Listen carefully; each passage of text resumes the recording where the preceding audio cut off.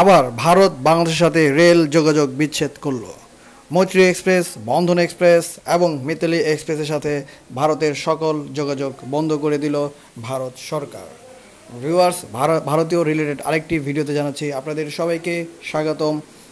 একটি বিশেষ নিউজ নিয়ে হাজির হয়েছি আবার আপনাদের সামনে।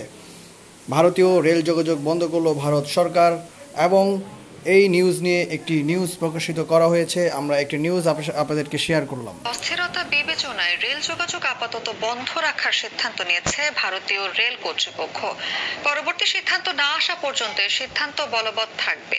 বাংলাদেশের বর্তমান পরিস্থিতিতে জুলাইয়ের মাঝামাঝি থেকেই কোনো ট্রেন সীমান্ত পাড়ি দেয়নি। এর মধ্যেই অনির্দিষ্টকালের জন্য দুই দেশের মধ্যে ট্রেন চলাচল বন্ধ রাখার ঘোষণা এলো। একইভাবে বন্ধ আছে কলকাতা এবং ঢাকার মধ্যে বাস চলাচল।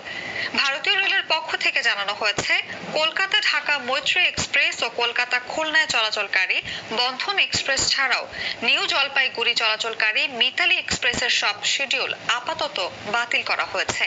এর মধ্যে 19 জুলাই থেকেই বন্ধ রয়েছে মৈত্রী এক্সপ্রেস।